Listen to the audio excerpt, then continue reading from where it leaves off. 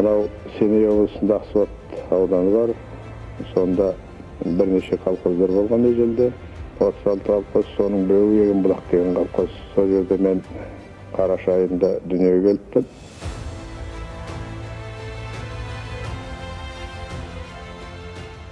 Онан кейінгі ес біле бастағаннан бергі көрген өмірдің өзі де қазір көп жылға жылғасын анықтап айтпаса да біздің халқымызға түсінікті. Мен әкем 41 жылы сол қыс айларында әскерге кетіпті. Ол уақытта енді мен бала кішкентай ертерек болған болар, әйтеуір әкемнің жүзін білмеймін мен. Соғыста қаза тапты. Әкемнің бірнеше інілері бар еді, олар да сонда кетті. Әбділда әкемнің аты, оның әкесінің аты Әлімжан Ақсақал, сол колхозда жылқы бағатын. Сол ептеп тайдың жалын тартып мінгеннен бастап, мен сол үлкен әкемнің қолында көбірек болдым. Бір айта кететін жағдай, енді қиыншылық уақыт ол ел басына түскен. Біздің ауылда сол еркек атаулыдан ешкім жоқ, ақсы шалдар менен әскерден бір жаралы қайтып келген адамдар болмаса, көпшілік жұмыстың бәрін сол әйелдер атқаратын. Менің өз шешем де.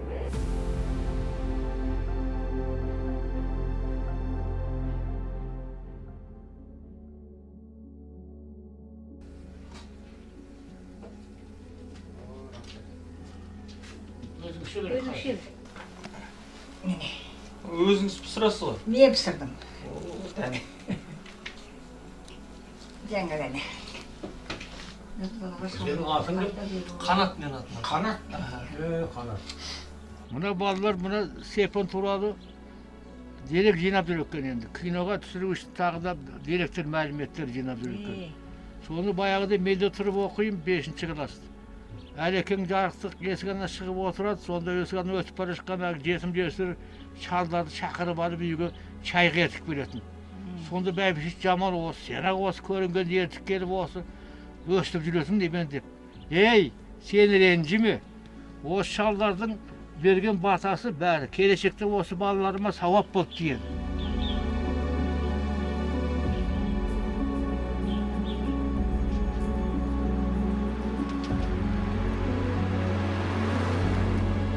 Мен 39 жыл туғамын. Серік болсын 37 жыл туған. Мен 2 жас үлкен болатын.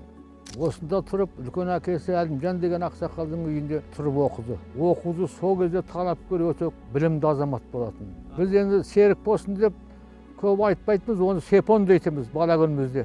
Серік болсын ғой, өзіміздің енді қысқартып қойған атымыз бала әкесі, жесі, ата әкесінің бәрі Сепон дейтін. Сонымен ол осы колхозда жүргенде колхоз жаздың 8-9 оқып жүрміз ғой ол кезде. Балалардың бәрін суға қаруға, егін орағын оғуға, шөп шауға түгел алып кететін. Сепен сонда сапқы колхоздың машинисті, 4 өгіз шегетін машин, шөп машиненің машинисті болды. Мен соның 4 өгіздің алдыңғы 2 өгізінде мініп алып айдайтын вагончығы болдым Сепонның.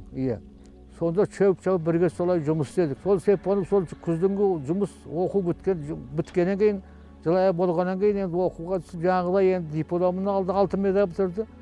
Содан кейін тұрам ау, Алматыға оқуға кетіп қалды.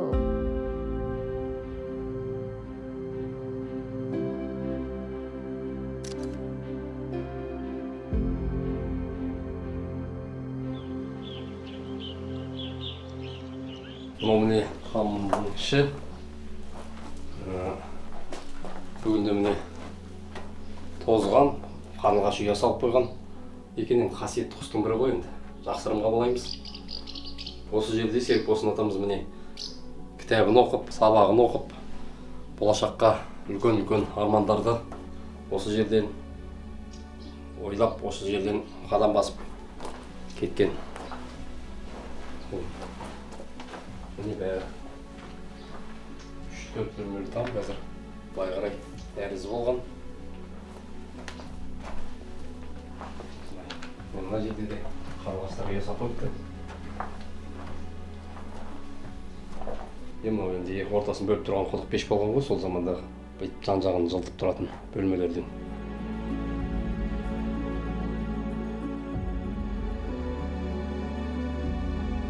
Бұл үй өткен ғасырдың 50-ші жылдары салынған, осы Қызылкесік колхоз орталығы болып ұйымдасқан кезде, сонау Егіндібұлақтан мына әр бөлімшеден келіп орналасқан адамдар сол кезде жаңағы Әлімжан атамыз келіп осы тамды салып тұрған. Сол заманда енді Серікболсын атамыз Әлімжан атасының үйіне келіп осында тұрып, әкесі Әбділдалар соғыстан оралмай қалғаннан кейін Әлімжанның тәрбиесінде болған ол кісі. Сол заманда тұрған бұл еңселі үй болған өз заманның. Қазір енді тозып қора болып тұр. 54-ші жылы жаңағы Серікболсын атамыз мектепті алтын белгіге бітіріп, осы жерде міне қызыл мектеп деп айтамыз. Әлімжан атамыздың ақ батасын алып, осы табалдырықтан аттап, жаңағы үлкен өмірге қадам басып, осы жерден кеткен болатын.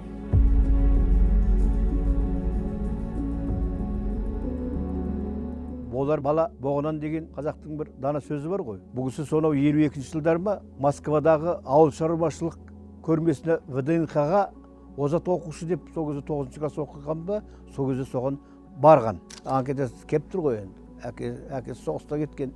Өзі таза беске оқиды. Және колхоздың жұмысынан етарласып қалмаған. Ауылдағы қазір Бибараме мектебі, ол кездегі Киров орта мектебі дейді.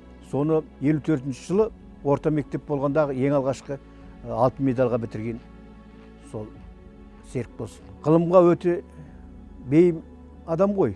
Бұл экономика ғылымының доктор деген атақты алғаш алған адам.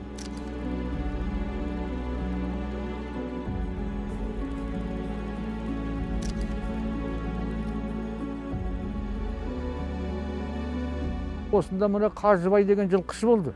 Оның алып отырған Қажыбайдың бәйбішесі Серікболсындардың апайы болған Бәтиман деген міне. Соның жылқысына барып, асау үйретіп талай жылқыларды мініп жүргенін көзіміз көрді.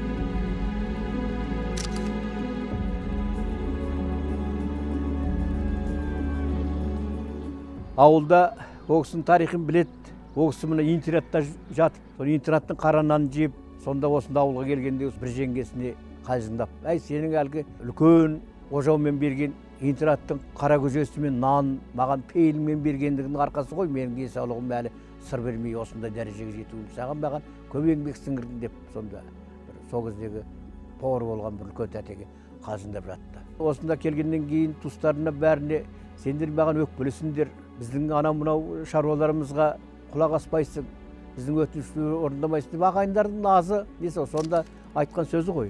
Ай сендер кешіріңдер, мен енді ондай ұсақ-түйек шаруамен айланысуға менің ешбір мүмкіндігім де жоқ. Және ол маған ол өзі мінезіме де сай емес, және ол дұрыс болмайды. Әркім өзінің еңбегіне сеніп, өзінің қабілетімен жұмыс істеген дұрыс қой. Ондай ойдан елдер айта берсін, сендер аулақ болыңдар деп бір үлкен ағаларына сонда кәдімгідей айтып жатты сонда. Жоғары кеңестің төрағасы, сол кезде қасында екі генерал бар, сол кезде мына Семей облысынан Чернов деген бір обкомның секретары ғана жүрді. Біздің қазақ халқы әрі батыр халық, әрі жатық мінезді, байсалды халық. Менің ойымша өмірдің қанша бір өзгерісі болса да, негізгі ата-бабамыздың рухани күші әрбір қазақ жасының қанында қалған деп ойлаймын. Огромный праздничный аул, сооруженный в окрестностях Уральска, в честь 250-летия Сырыма Датова, встречал гостей.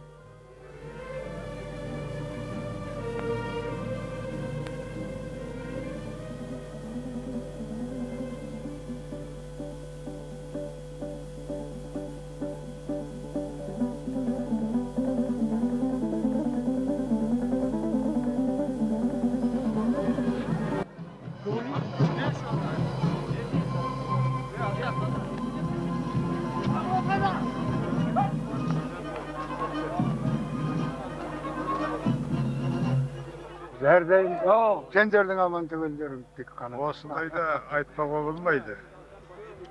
Жалпы Сырым бабамызды өз халқымыз білмеген уақытта болды ғой. Білсе, мыңнан біреу ғана біледі.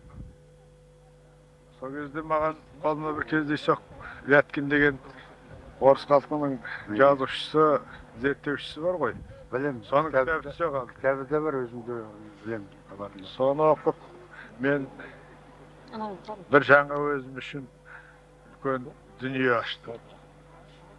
Үлкен бір әлемдік отынды ұғымға келетін егіп жазған ол кітапты. Білем, Соңсып, менің бір қыз бір ұлым бар. білем, оны да білем айналайын. Ұлымның аты Сырым. Бәрін де білем. Рахмет, оны дұрыс қойғансыз. Сондай бір азамат болсын дедіңіз ғой енді. Бабамыздың сол Ниетіңізге рахмет. жолын берсін, Білем, бабамыздың қаламда. ақылын берсін деп ырымдап ат қоя береді ғой қазақ. Дұрыс.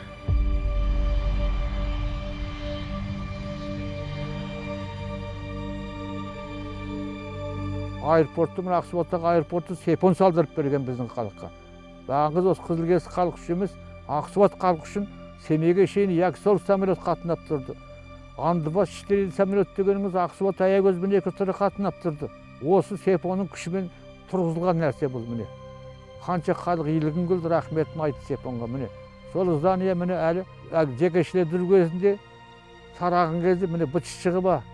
Ана жер, мына жер жем болып, енді тек орында ғана қалқайып, қазір Ждамовтың бер жағын Аққаланың қасында әлі орын тұр міне. Ақсуат кетіп бара жатқанда осыдан оң жағында тұр міне.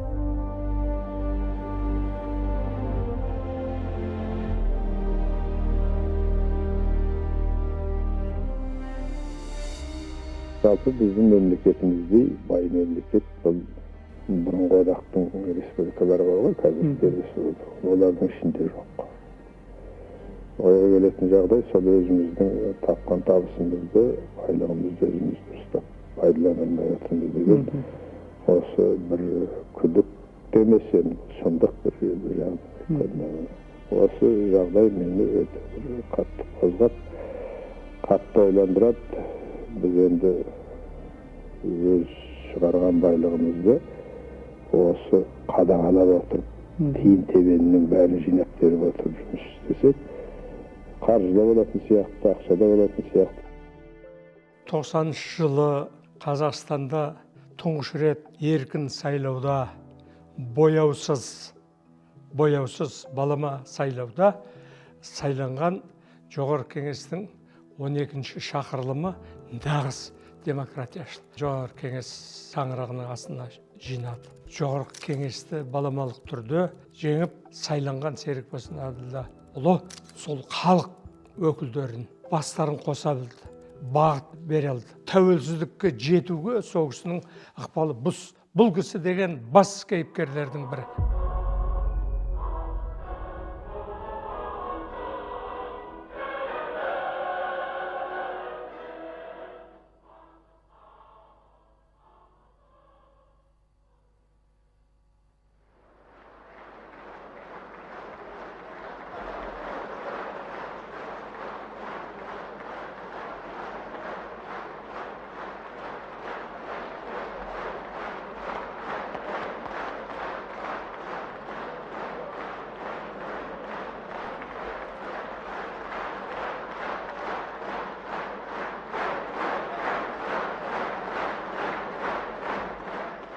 Серікболсын ағамыз парламент кеңесінің төрағасы болып тұрған кезде ең алғаш осы Қазақстанның тәуелсіздік туралы заң қабылдап жариялаған осы Серікболсын ағамыз болатын. Біз енді көбінде тәуелсіздік Қазақстан, Нұрсұлтан Назарбаев деп кезінде айтылғаннан кейін соған құлаққа миға құйылып қалды ғой сол. Бірақ шын мәнінде Нұрсұлтан Назарбаев әрине еңбегі бар тәуелсіздікке, оны жоққа шығармаймыз, бірақ атаған кезде сонымен қатар Серікболсын Әбділдин, Ерік Асанбаев және басқа да ағаларымыз азаматтардың есімін атағанымыз жөн шығар. өйткені тәуелсіздікті жалғыз бір адам ғана алып келген жоқ бізге. Аздап болса ет соған шамасы келіп жүр ме осы пенсияңызды? Шамалы келмейді, өлшеп ет алсаң келмейді, ет алсаң келмейді. Бұл енді қиыншылық бар екенін бәрі халық біліп отыр. Біздің президентіміз, өкіметіміз, жоғарғы кеңесіміз барлығы да осы қиыншылықтан қалай шығудың жолын іздеп жатыр. Өзі шынын айтқанда мұндай жеке ел құрып, жеке өз бетімізбенен тұруға ешкім даярланған жоқ. Сол себептен уақытша қиындық болады. Бәрі де бара-бара түзеледі, апа. Халық көбі Абдилдинді оппозиционер дейді. Ол оппозиционер емес. Қазақтың болашағы осындай бүгінгі күндей болатынын сезіп, ол Қазақстан дұрыс жолмен жүрсе екен, қазағым аяққа тұрып кетсе екен деген ойменен жаңағы нені құрды. Сол тергеу үшін, контрольный палатаны. Өйткені ұрлау басталды. Солардың ұрлауын қарайтын кісі керек болды. Бір жақта сескену керек қой енді билікте тұрғандар. Жұмыс істеуін бастады парламент. Айтайын деп отырғаны бұл кісінің күшіменен жаңағы орысша айтады ғой, три ветви власти. Ол кезінде бізде ондағы совет кезінде болған жоқ, сондықтан бұл кезде жаңағыдай болу үшін бірінші сол идеяны ұсынып қабылданған конституция кіргізген сол. Сосын Советский Союз тарап жатыр. Совет одағы біз орыстардың ақшасын пайдаландық, естеріңізде болар. Сол 92-ге дейін сол бұрынғы ақшаны пайдаландық, 62-91 жылға шыққан ақшаларды 93 жыл олар басқа ақша шығаратын болып, рубль, сол рубльге байланыстыратын болды экономиканы. Сондықтан бұл кісі келіспей комитеттің бастығы Тәкежанов, Сауық Темірбаев екеуі, Назарбаев емес, осы екеуі ұсынып, қазақтың жаңағы теңгесін жүзеге асыру туралы ұсыныс жасады.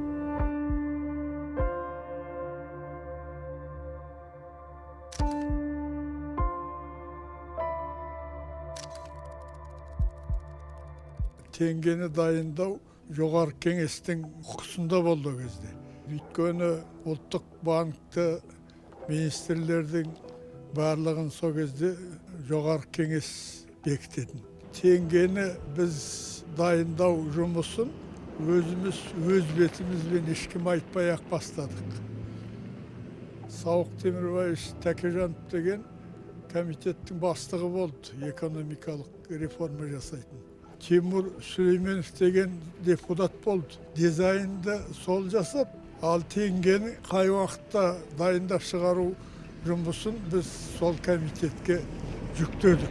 Ал кейінірек ол жөнінде мен елбасына баяндадым, осылай біз жұмыс жүргізіп жатырмыз деп.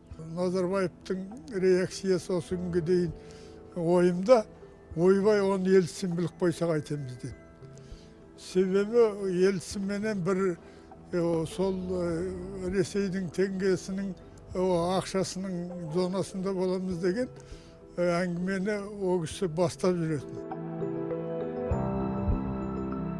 Ұлттық валюта жөнінде әрине барлық керекті шешімдер, барлық керекті көмектер Серікболсын Амдайұлының тарапынан банкке көрсетіліп тұрды деп айта аламын. Біз о кісімен жаңағы бұрыннан таныс жақсы қызметтес болдық. Екіншіден жаңағыдай бір жағынан үлкен басшы есебінде, екінші жағынан үлкен ғалым есебінде экономика саласында бізге үлкен жаңағыдай қамқоршылық жасап, барлық шаруаларымызға көмектесіп тұрды. Қызмет дәрежесіне қарамай кішіпейіл адам болатын өте. Кімнің қандай мүмкіншіліктері бар екенін жақсы білетін, кімнің қандай маман екенін жақсы білетін осы. Сондықтан сол осындай жаңағы профессиональный круг, среда қалыптастырды.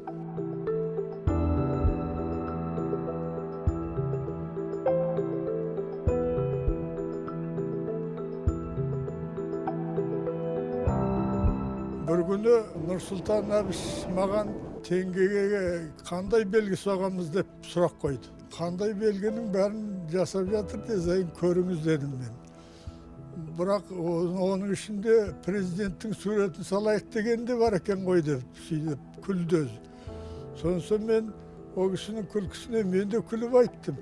Осы заманда тірі патшаның суретін салатын мемлекетті көрген жоқ деп. Сонымен ол кеткен. 90 жылдың басын айтатын болсақ, енді бұл тарихтан белгілі қалған көптеген сол кездегі мынау ауыспалы заман ғой сол кездегі. Мына бұрынғы советтік жүйеден жаңа тәуелсіз Қазақстан жүйесіне республикалық жүйеге көшкен кездегі көптеген заң қабылдағанда Серікболсын Абдилдин еңбегі зор болды. Бірінші ол сол жоғары кеңес төрағасы ретінде, парламент мүшесі болып жүргендерінде осы заң қабылдауға, заң дегеніміз енді мемлекеттің даму жолы ғой, болашақ сол кездегі қосқан үлесін ерекше айтуымыз керек.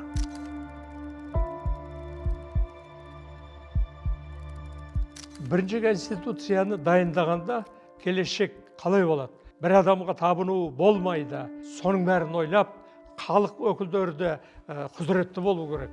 Бір адамға қарап қалмау керек, ЦК-ның біріншісіне дегендей, сондай ниетпенен осы демократияшыл парламенттік республиканы бірінші конституциямен бекіттік қой. Салық Зиманов, Сұлтан Сартаев, тағы да басқа біздің заңгерлер, үлкен саясаткер ағаларымыз Мараш Қазыбаевты да айтар едім. Қызу араласып осы мәселеге.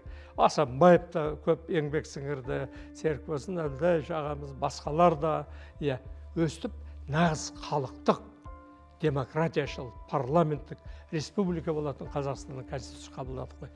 Оны Абдилдиннің конституциясы десек, ол деген өте әділетті болады. Конституция 92 жылдан бастап мәжілісте талқыланып жатты, бірақ оның қабылдану оңайшылыққа келген жоқ. Себебі сол 8-ші тармақта мына қазақ тілі мемлекеттік тілі болып қалады деген сондай норма болды. Міне осы нормаға келіп тірелді деп отырды. 92 жылдың аяғына шейін конституция қабылданбады. Сөйтіп депутаттар демалысқа шығып кетті жылдың аяғында. Енді 93 жылы қаңтар айының орта кезі болуға тиіс келді, олар бірінші күннен бастап қайтадан конституция талқылау басталып кетті. Сол конституцияны талқылайтын күндері бас прокурор, жоғарғы соттың басшысы, мен залда ылғи қатынасып отыратынбыз. Жыл бойы талқыланды. Сондықтан енді дауысқа салу ғана мәселесі қалды. Сөйтіп Серікболсын Әбділдаев мынандай тәсіл қолданды. Барлық нормаларды жеке-жеке дауыс бермей, топтастырып, мысалға 1-ден 5-ке шейін, 5-тен 10-ға шейін осылай дауыс берейік деп келісті, өзі ұсыныс жасап. Ал енді тіл туралы норма ол 8-ші пункт. Сонда, 5 пен 10-ның арасында. Серікболсын Әбділдаев залға прошение жасады. 1 мен 5-ті қабылдадық қой. Осы сияқты мына 5 пен 10-ды енді қабылдайық. Соған дауыс беріңіздер деді. Жоғары кеңес депутаттары бәрі бір ауыздан қабылданып кетті. Сосын 1-2 минут өткеннен кейін депутаттар, орыс халқының өкілдері, оның ішінде 8-ші пункт бар ғой, онда тіл туралы бар ғой. Біз оны дұрыс талқылаудан өткізбей қабылдап жүрдік. Біз қалай ол?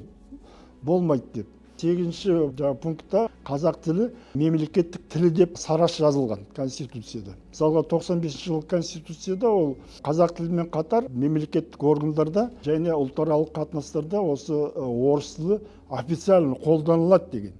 Ал енді 90 жылғы конституцияда қолданылады деген сөз жоқ, официально деген сөз жоқ болатын. Ол тек сол ұлтаралық қатынас тілі есебінде деп жазылған. Міне мәселе осында тұр. Парламенттің өзінің заңы бойынша қайтадан сол дауыс беріліп кеткен нормаға қайтадан оралу керек. Сосын Серікболсын Әбділдаев айтты, онда біз 8-ші пунктке қайтадан оралуымыз керек деген ұсыныс қоям, соны дауысқа саламыз деді. Дауысқа салып берген кезде оған 3-4 дауыс жетпей қалды. Сөйтіп біздің қазақ тілі мемлекеттік тілі болып қабылданып кетті. Но я не согласен ни с кем абсолютно, чтобы казахский язык не был государственным языком нашей республики. Если мы хотим вместе построить демократическое, правовое, унитарное, светское государство, у этого государства должны быть соответствующие атрибуты. Начиная от символов, которых мы приняли, кончая языка и вооруженных сил. Это не мы придумали. Весь мир так построен. Поэтому я бы хотел, очень хотел бы понять всех представителей нации, проживающих в Казахстане, чтобы этот вопрос восприняли как нормальное явление. Біз бірден келдік та жағасынан алдық қой мына мемлекет өкімет басшыларын жекешелендіру басталып кеткен. Ғазиз Алдамжаров деген керемет біздің әріптесіміз, енді қазір аман есен, сол кісі бақылау комитетін басқарды. Толық парламентке қарасты, бюджет бәрде қарайтын, мемлекеттік қаржыны бақылайды. Бірден тергеу тексерулерге кірісті да, жекешелендіруде басталған ұрлық, сол жерде басталған жаңағы тонаушылыққа бірден томдарын тауып, ананы, мынаны Назарбаевтың зәресі кетті. Әлгі Олжас ағамыз айтқандай, Мәскеуде танкілермен жоғарғы кеңесті қуса, Қазақстанда танкамызды қуып жіберді деп, ана Кветковская деген журналист. Себебі бізді құтылу, ұрлығы шыға бастады. Мына сол деген жоғарғы кеңес аратай жұмысын несін басталса, ол деген сол кезде жауапқа тартылып, сотталар еді Назарбаев, оның айналасы. Бұл кісіге уақытында Назарбаев бөлісейік, тік айтқанда ұрлайық деген сөз айтылдыған кітабында бар. Халық көтеріп кетіп алса, ұшып кетеміз, вертолет әзір деген әңгімесі бар, маған айтқаны. Ал сондықтан бұл кісі барған жоқ. Бұл кісі үкіметтің, қазақтың бір тиын алған жоқ.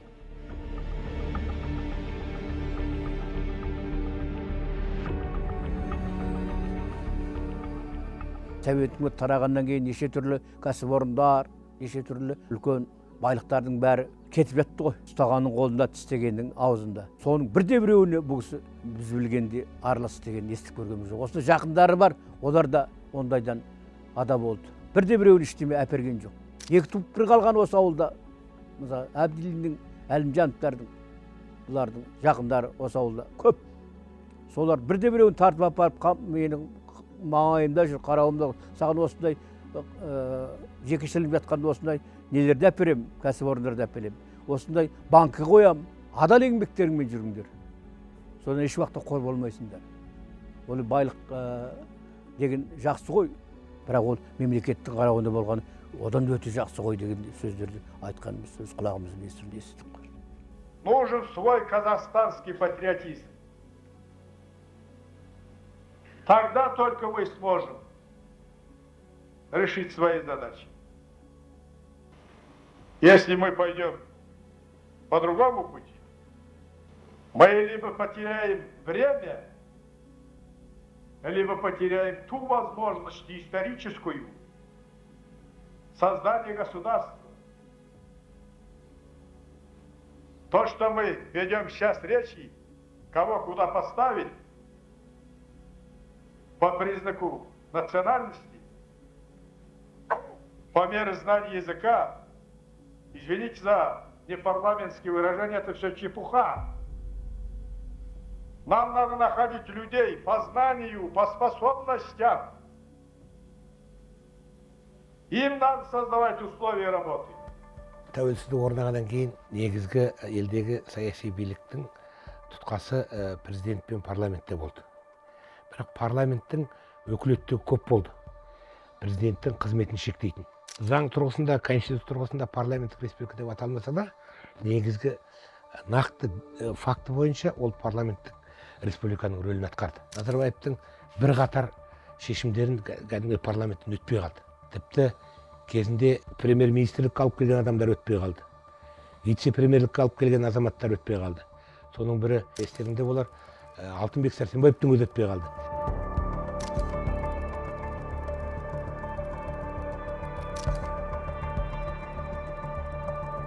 Айтады ғой, екеуінің арасында жаңағыдай сыйыспаушылық болды деген әңгімеге мен қарсымын. Өйткені сол кезде Россияның төрағасы Қазболатов пенен Ельциннің арасында қашу басталды. Қазболаттан үйреніп алған, Қазболаттың істегенін істейді, кімде Абдилдин де сол жаңағы билікке талас жасайды деп ойлады. Менің айтатыным талас ондай бізде талас болған жоқ. Ал Сәкен ақылды кісі талас басылатын болса, Қазақстан Россия емес. Біздер мұнда әртүрлі халық бар, әртүрлі ұлттар бар. Бұның соңы жақсымен бітпейді екен Сәкен жақсы білді. Мына Назарбаевтың айтқанына көнгені, көнбесізді көндіргені не болса да сол халық көтерілмесін. Жаңағыда не болса соғыс болмасын. Тыныштықпен өмір сүрудің жағда бағытында жұмыс істеді. Екі жақтында қолдайтын кісілер бар. Парламент өзі екі бөлінді ішінде. Жартысы жаңағы Назарбаевты қолдайды, жартысы Абдилдинді қолдайды. Тарихта Назарбаевты рахмет айту керек Абдилдинге. Енді Абдилдин жаңағыдай бәріне көніп, болашағы үшін, елдің болашағы үшін жаңа таласқа түспей келісті. Сол Индияға ұшып кеткен кезде мәслихаттардың сайлауы дұрыс болмады деген тұрғыда әлде бір фактілер тауып алды да, сол мәслихат тарату, ал сайлау мәслихатпен бірге болды ғой. Сондықтан парламентте нелегитимный деген тұрғыда Татьяна Кветковская бастаған топ парламентті тарқату жөнінде бастама көтерді. Абдилдин келген кезде парламентті тарқату жөнінде шешім шығып қойған. Оның бәрі жоспарданып жасалғаны белгілі болып тұр ғой. Абдилдиннің Үндістанға жаңа ресми сапары бәрі алдын ала ұйымдастырылған. Абдилдин жоқ кезде переворот дейміз ғой, төңкерістің бәрі сол алдын ала жасалып қойған жоспар болатын. Кейіннен оны оппозицияға келгеннен кейін Алтынбек Сәрсенбаевтың өзі де мойындап жүрді. Мен өзім қарсы болғам бұл кісінің баруына Индияға. Потому что ол сол кезде біздер сездік, что мынау енді жеңіл шешілмейтінін білдік. Сол кісі кеткеннен басталды. Сол кісі келгесін-ақ сразу распуск жасады ғой. Енді біздер оны жаңағыдай 4-5 күн парламенттің ішінде отырдық, кетпей. Енді оған біреуін күштеп шығарды, біреуін алдап шығарды. Кеңес заманынан бастап билікке жету еді. Содан кейін билікті ұстау барлық Қазақстанды өзі меншіктену еді. Қазақстанның байлығы да осынікі, халқы да осынікі, барлық жанды, жансыз да барлығы осыған өзімдікі деп мақсат қойған адам. Оның үстіне өзінің қауіпсіздігін сақтау мақсаты болды. Менің дәп кешегі күндей ойымда бұл азамат президент болып, парламент арқылы сайланғаннан кейін бір жұманың ішінде «О защите чести президента» деген заңды жоғарғы кеңеске қабылдауға ұсынды. Содан бергі 91 жылы. Содан бергі заманның барлығы менің өз байқауым бойынша ең бірінші жолда тұрған өзі. В 1994 году в марте месяце повторно прошли выборы. Уже количество депутатов уменьшено было 2 раза меньше. И этот парламент тоже всего просуществовал всего 9 месяцев, после которого практически он его закрыл и принял в 1995 году новую конституцию, по которой живем мы сегодня. То есть практически по этой конституции ни Верховный Совет, юридический орган, никто нигде никакие вопросы решить не может.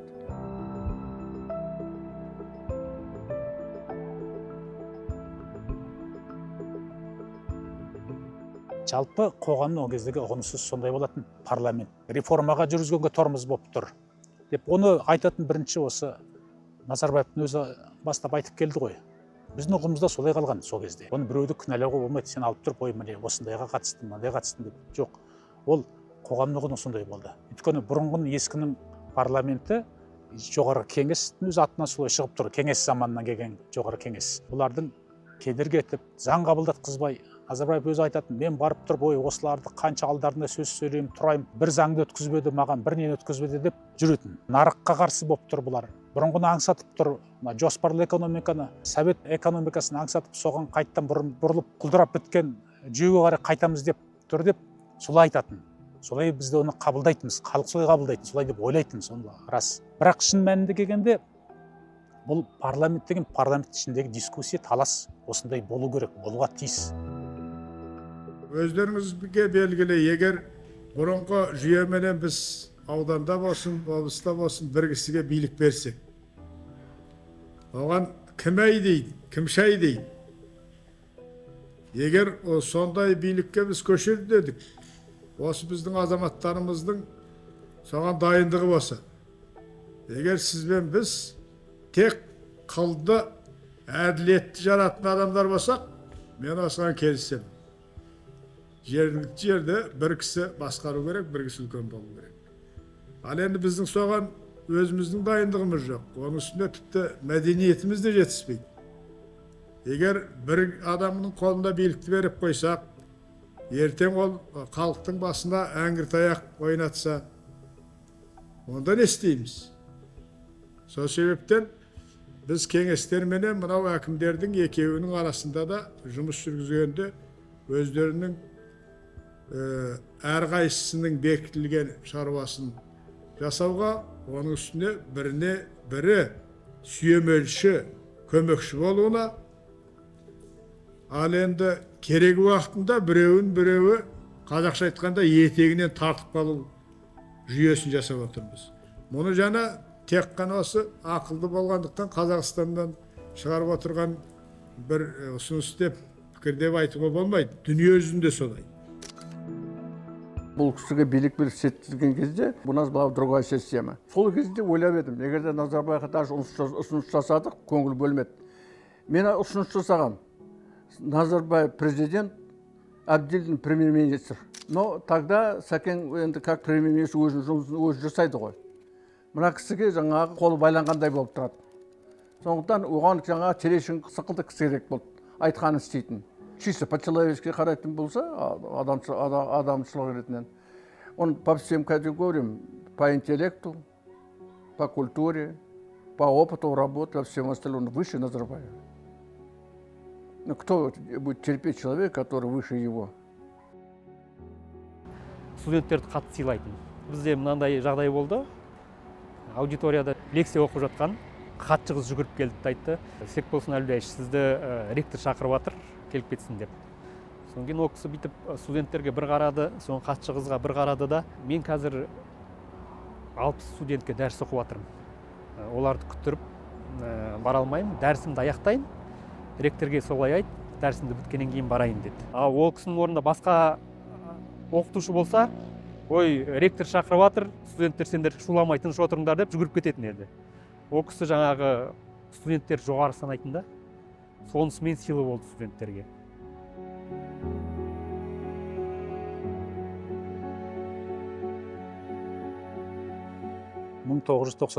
жылдың аяғында Қазақстан президенттік сайлауы өтетін кезде, ол кезде мен Павлодар облысының әкімі тұрғанмын. Сонда хабар жетті бізге, президент үміткерлер, яғни кандидаттар Павлодарға келеді деп.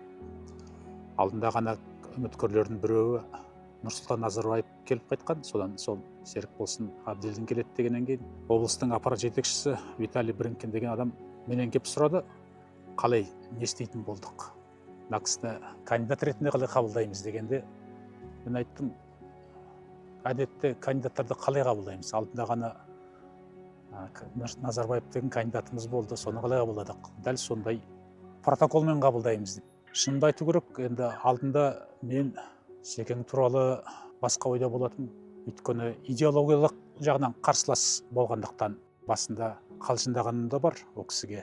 Ал енді сіз енді мені социализмге қарай үгіттемейтін шығарсыз, енді бұрынғы коммунизм социализмге қарай барайық деймін. Жоқ деді, содан міне бір кітабын берді әлгі жерде. Агробизнес деген бір жазған өзінің монографиясы, кітаптары бар екен, соның біреуін берді. Фермерлер туралы бір шығарған еңбек екен. Профессор болып жүрген кезі ғой бізде. Содан кейін ол кісі де менен сұрастыра бастады. Мен облыстағы жағдайды айтып, мынаған жерден мынадарың дұрыс екен деп баға беріп отырды. Сөйтіп, әлгі әңгімеміз ұзаққа созылды. Біздің Павлодар облысында ол кісі 30-ға таяу процент алған сонда, сол жолы. Назарбаев та ондай сонда 60-ға таяу процент алған облысымызда. бірақ артынан енді ол кішкене нелерін түзетіп бүйтіп сөйтіп кішкене бұны өзгертті. Президент сайлауға түскенде бір қатар облыстарда Серікболсын Әбділдин жеңіске жетті. Атырау облысында Серікболсын Әбділдин 78% дауыс алды. Енді қалған жаңағы 22% мемлекеттік қызметкер. Алматы қаласының өзінде 53% дауыс алды. Бізге жеткен қолға деректер бойынша. Осы екі деректі негізге алып қарайтын болсам, бүкіл Қазақстан бойынша бұл кісінің алған, бұл кісіге берген дауыс Назарбаевтың әлдеқайда басым болды. Дауыстың қалай жасалғанын білеміз.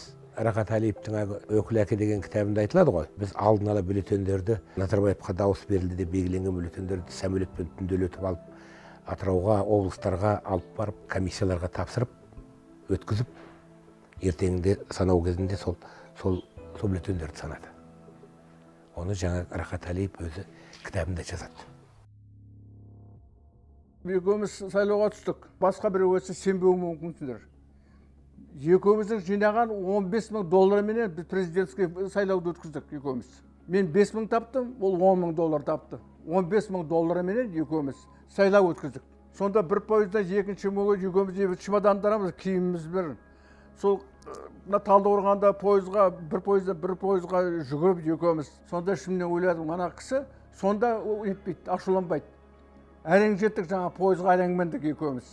Ақша жоқ, сол жаңаға бір разъезден бір пойызға, екінші келіп, тағы разъезден екінші пойызға мініп, сол қалай біздер соны араладық. Айтайын тұрған бас кісі болса да боқтап, балағаттап неткен болады. Бұл кісі қабағында түйген жоқ.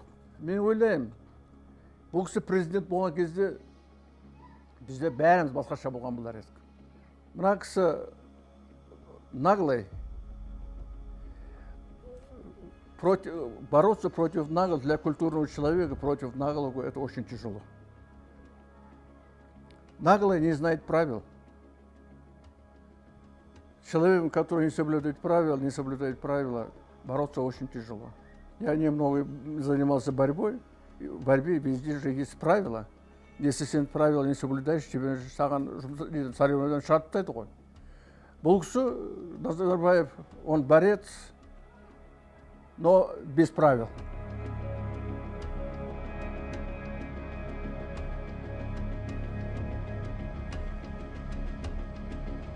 Егер де сол кездегі сайлауда ашық сайлау, таза сайлау болғанда Серікболсын Әбділдаев деген Назарбаевты жеңіп кетер еді. Назарбаевтың несіне тигені, сес бергені. Себебі ол 90 жылдардың, 2000 жылдардың басында бұл деген әбден ұрлыққа, былыққа батқан Назарбаев болып шықты. Оны кейін бәрін біліп жатырмыз ғой.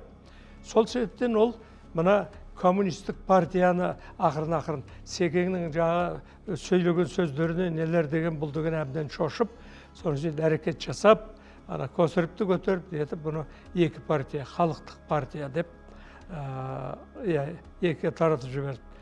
Жұрт арасында Назарбаевтан басқа ел билейтін адам жоқ деген сөздер тарап кетті. Сайлауға сол саясатқа қарсылық есебінде түсіп көруге бекіндім. Шарт бойынша екінші тур өту керек болатын. 70%-дан аса көрсеткішпен ол екінші турды тоқтатты. Нағыз дұрыс саналған көрсеткіш бойынша менікі 52% болған екен. Мен жалпы оппозиционер болуға жарамайтын адаммын. Менің оппозицияға кетуімнің себебі Назарбаевтың саяси билікті демократиялық жолға емес, автократиялық жолға алып кетуі болды.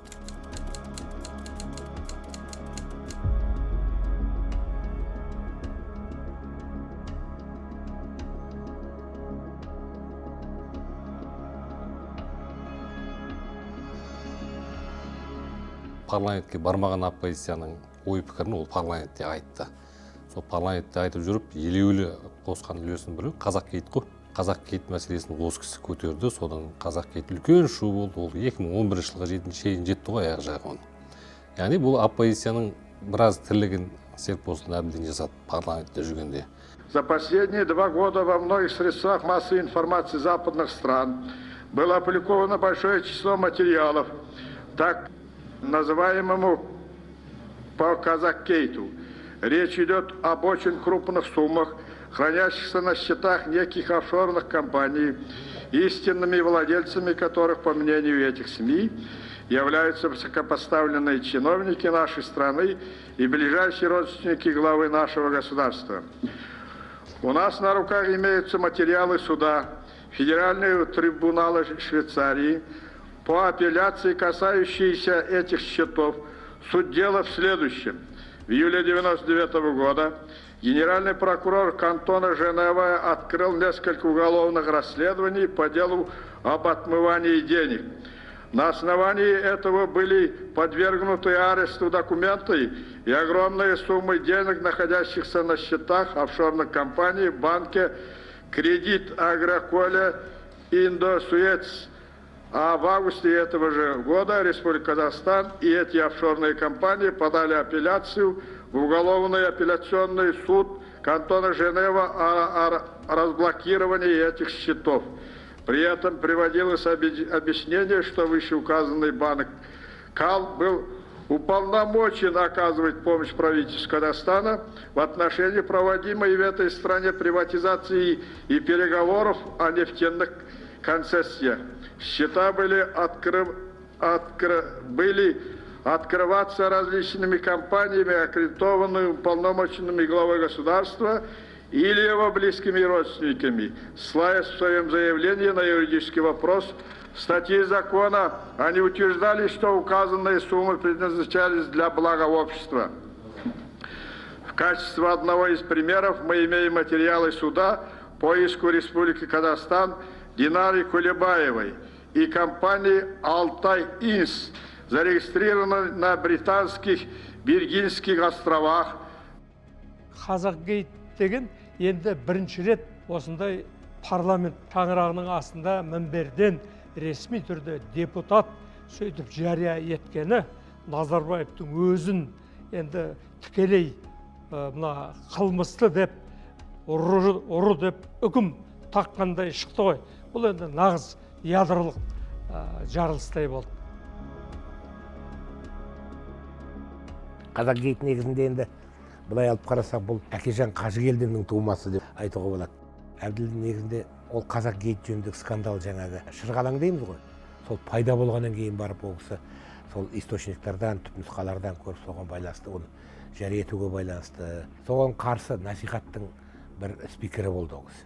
Назарбаевтың кеңесшісі Гиффен Қажыгелдиннің атына да $5 миллион ақша сақ қойған ғой. Ол жақтан Назарбаев тапсырма береді, Қажыгелдинді аттап кеткен, іздеңдер әлемде, оның ақшасы көп. Сол кезде Швейцариядан өзінің ақшасы шыға келеді, $98 миллион жаңа өзінің, Гиффеннің жаңа марқұм Нұрлан Балғынбаевтың. Сонымен бірге 5 миллион жаңағы Қажыгелдиннің ақшасы шығады. Қажыгелдин сотқа береді, мен ешқандай ақша салған жоқ.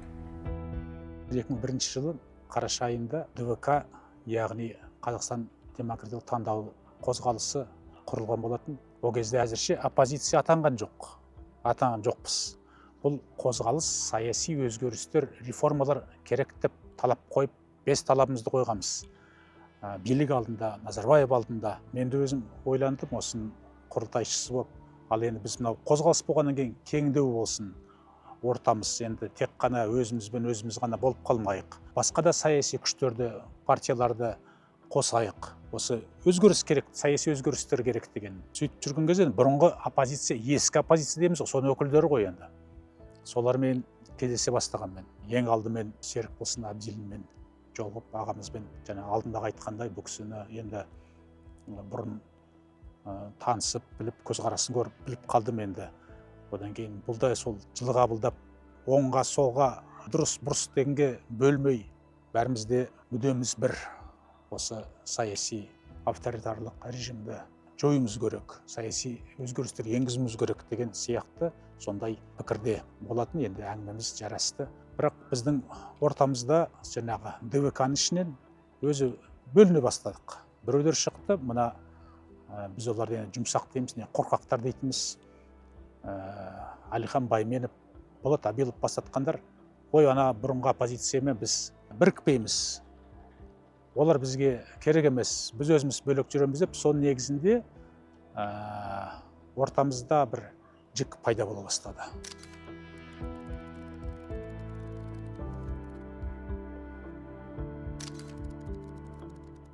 Ол кісіге коммунист деп қарады. Шын мәнінде ол коммунист болған жоқ. коммунист деген партияның ол баяғы советтік коммунистік партия емес ол кісіні. Осыны жұртта шатастырады кейде. Ол кісінің құрған партиясы 1996 жылы құрылды, мен шатаспасам. Сол кезде өзі жаңадан құрған партия. Осыны бірнеше рет бетіне басты ғой. Оппозициядағы жігіттерде, сосын жалпы билікте жүрген адамдарда коммунистер декоммунизация жасау керек деген кейде ұрандар көтеріліп тұрады. Сондай кезде бір айтқан сөздері бар. Серікболсын Әбілден кешірім сұрау керек, коммунистік партияның істеген әрекеттері үшін деген сияқты сондай сөздер болған.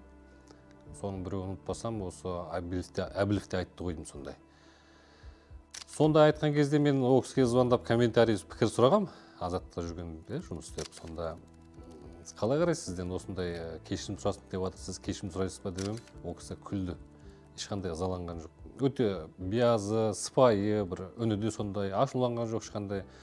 Жай ғана күлді де, егер қолдарынан келсе, мықты болса, онда Назарбаевтан кешірім сұрасын деді. Өйткені Қазақстан Компартиясының тізгінін ұстаған сол деді. Мен ешқашан Компартияның билігінде болған адам емеспін деді. Осы сөз негізінде өте үлкен қатты жауап болды да. Бірақ осыған мен кейін оппозицияның басқа сол кездегі лидерлерінің бір реакция білдіріп, біздікі артық кетіп біз деп айтқанын естіген жоқпын.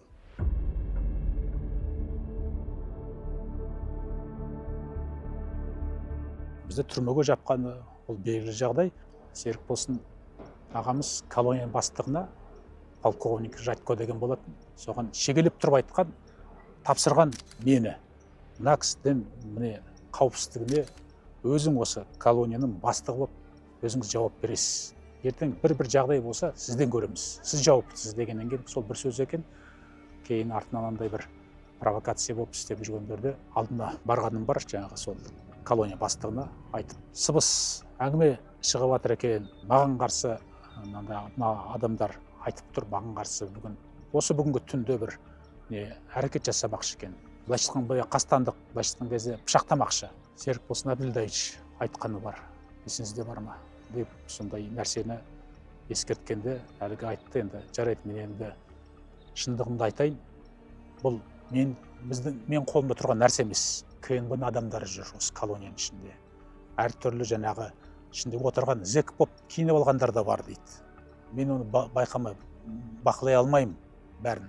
Сонда не істеуіміз керек дегенде, бұл кісі айтқан енді бір амалы бар, анау ШИЗОға қамайын деді.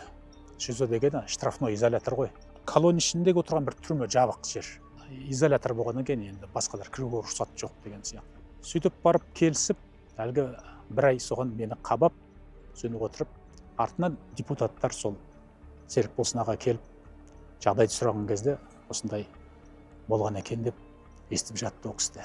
Енді жалғыз болған емес, басқа жерде ол кісі сол бірінші боп қамқор етті, бірінші боп сол менің жағдайымды ойлап, ел алдында шығып сөйлеген сөздері бар, маған қатысты, менің басыма қатысты.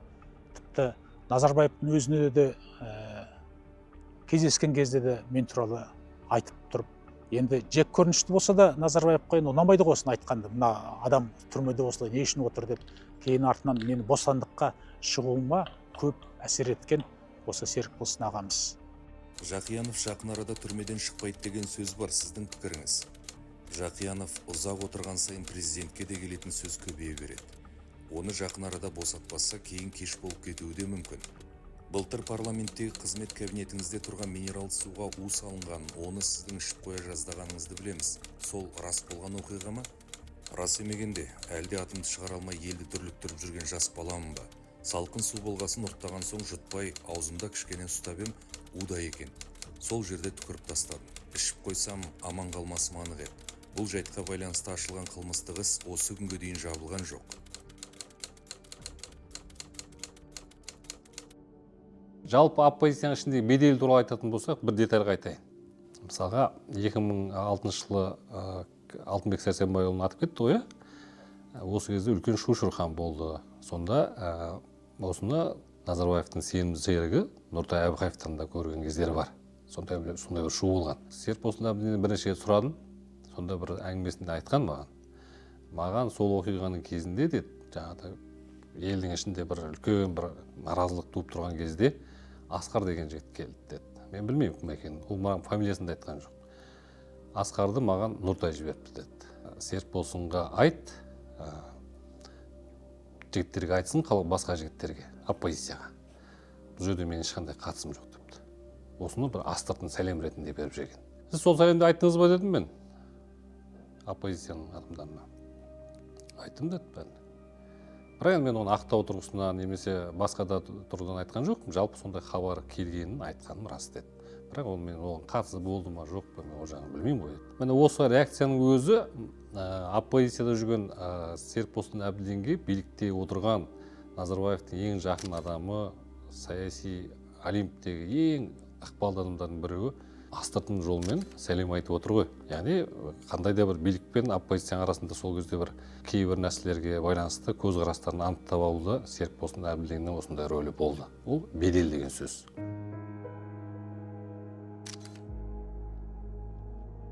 2004-те, 2005-те парламент сайлауы жүрді. Парламент сайлауында тіпті мен түрмеде тұрсам да, әйтеуір сол Абдилдин Жақияновтың атындағы блок боп құрылып, парламенттік жарысқа да осылай қатысқанымыз бар. Бір блок боп бірігіп тұрып жаңағы. Одан соң 2005-те президенттік сайлауды жариялады. Ол кезде арнаулы координациялық кеңес құрып, ол кеңеске Жармахан Тұяқбайды тағайындап сайлап, содан кейін ол кісі сол біріккен оппозицияның атынан кандидат болып шықты. Осы жерде Серікболсын ағамыздың рөлін ерекше айтып кету керек. Мен болам, не болмаса анау болсын, мынау болсын деген жоқ. Ол бірден қолдап, жаңағы бәріміздің сөзіміз бір жерден шықты. Осы Жармахан болсын деп. Өйткені бізге бірлік керек болды сол кезде. Ауыз бірлік керек болды. Ол кісі үлкен ақсақалымыз, ағамыз болып, оңға солға коммунист болып, либерал болып, демократ болып бөліне бермейміз. Бәріміз бір, мақсатымыз бір. Ал мақсатымыз бір болса, онда біз андай-мұндай сөзді қойып, бірлесіп осы Жармаханды қолдайық деген сөзі бар. Даналығы, данышпандық сода ол саяси тілмен айтқан кезде ол мақсатты реттеп білді. Әйтпесе ол бірден ал мендігімен өз-өзіндігімен шығатын болса, онда біз баяғыда басымыз бірікпеуші еді. Дәл сол жылдары айтқан жаңағы 2004-2005-терде біз бір кеткен сәтіміз болды оппозицияның сол кезде. Оппозиция бұрыннан жүрмін, сендер болса жаңа келдіңдер деп ондай кекеткен жоқ, ондай шет еткен жоқ. Бірден жылу қарсы алып, құшағымен қарсы алып, енді сондай сөйлесе кетті ғой.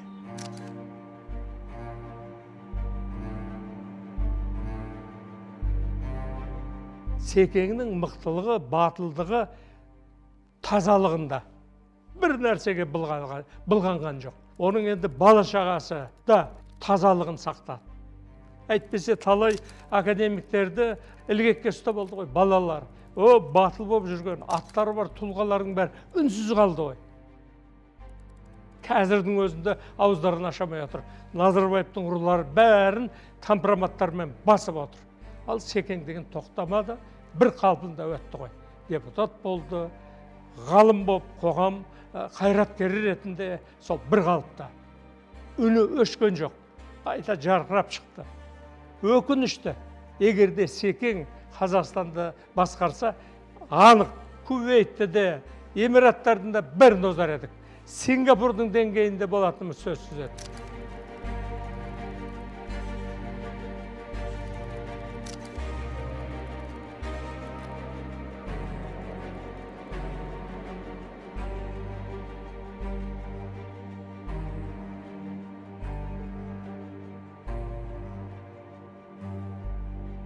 Болашақта енді Әбділдің 90 жылдығы келе жатыр. Оны енді ауылдан көтеретін мәселе емес, сол жоғары жақтан көтереді деген үміттеміз біз. Жалғыз бұл Қызылкесік деген ауыл емес, жалпы Ақсуат ауданы емес, жалпы Семей облысы емес, бұл республикаға әйгілі ірі тұлға ғой. Сол республикалық деңгейде атап өтсе деген біздің тек қана қарапайым ауылдың адамдарының, сол қарапайым ауылда ауыл мұғалімі болған біздің сондай бір жақсы арманымыз бар, өтінішіміз бар. Енді жоғары жақ құлақ асып, бұл кісінің еңбектерін жоғары жақтағылар біледі. Бұл кісінің енді біз телевидениені көрдік, соның кейін алысы жатсақ та, бұл кісінің әлгі Қазақстанның егемендігін алған декларацияны қабылдағанда қолын бүйтіп көтеріп тұрғанды, соның бет бейнесінен оның ерекше қуанып, біздің бәленбай жыл боданнан шыққанымызды оған ерекше толқып тұрғандығын біз телевизордан көріп куә болдық. Мемлекет болу үшін жасайтын іс-қимыл ол билікпенен халықтың бірлігі. Сөзбен емес, іспен бірлігі. Ең бірінші өзіміздің қазақтың арасында бір бағытта ұсталған мақсат жоқ. Сіздер де көп айтып жүрсіздер, зиялылар да айтады, ұлттық идея болсын ана мынау деген. Осы қазақтың ұлттық идеясы нағыз тәуелсіздікті орнату деп есептер едім мен. Ол үшін әділетті қоғам, адал билік болу керек. Осыны мен аңсап жүргеніме 30 жыл болды.